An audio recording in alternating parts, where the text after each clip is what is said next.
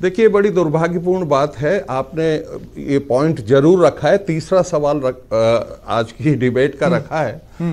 स्थिति कहां पहुंच गई है अब, मतलब केंद्र और राज्य सरकारें एक दूसरे के खिलाफ कोर्ट में जाएंगी और कोर्ट क्या क्या किससे निपटाएगा, ये भी एक अरे पर अगर राज्य सरकारें कोर्ट नहीं जाएगी और यही स्थिति बनी रहेगी तो जनता कब तक के लिए आप कोर्ट में जा रहे हैं? घाटा तो जनता का हो रहा है ना सर, आप तो घूम फिर के 5 साल आप आ जाएंगे, 5 साल वो आ जाएगा, जनता तो वहीं की वहीं खड़ी है।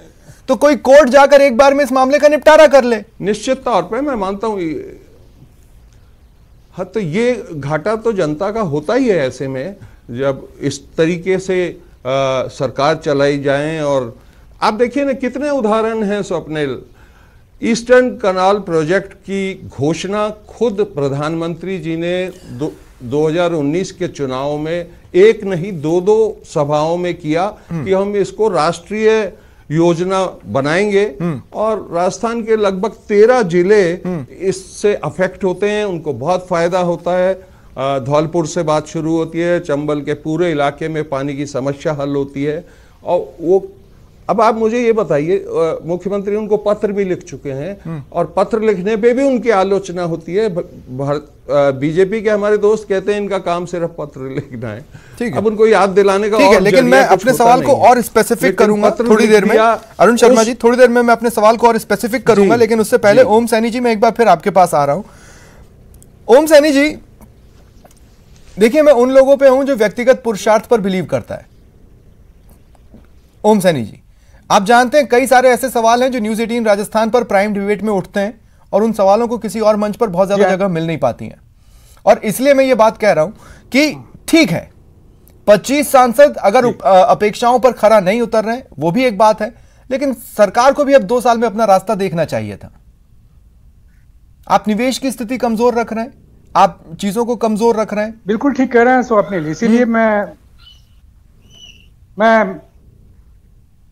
इसीलिए मैं इसके अंदर बताना चाहता हूं कि मुख्यमंत्री का बजट भाषण मेरे सामने है। वो कहते हैं वर्ष 2020-21 में केंद्र सरकार से प्राप्त होने वाले राजस्व हिस्से में राज्य को 14,000 करोड़ 94 लाख रुपए कम प्राप्त हुए। ये उनका, और वो आकलन है सारा सब कुछ, और उसके बावजूद उन्होंने कोई कर नहीं लगाया, उनके रास्ते उन्होंने निकाले हैं, ये सारी बातें कही है उन्होंने।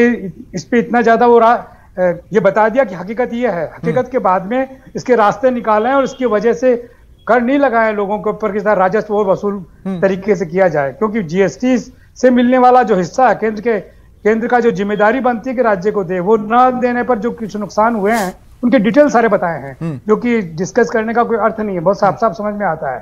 तो मैं इसलिए ये कह रहा था कि हमारे पास में इतनी बड़ी फौज है 25 सांसदों की, कि अगर वो राज्य के हित के बारे में सोचें और वो सोचना बंद कर दें जो उनका दल कहता है, राज्य क्या कहता है, राज्य के जनता के लिए क्या जरूरी है, राज्य के नागरिकों को किससे लाभ होगा, उन योजनाओं को कैसे चलाया जाए, उनकी सिर्फ नाकामी और खराबियों की चर्चा करके ही आप अपने वोट सकेड़ने की बात करते हैं, वो समझ में नहीं आता कि इतनी आपने जैसे बाड़मेर और जैसलमेर का जो रिफाइनरी वाला सिलसिला था, नहीं, पर इस तरीके से निवेश भी तो आकर्षित नहीं होगा ना ओम सैनी जी।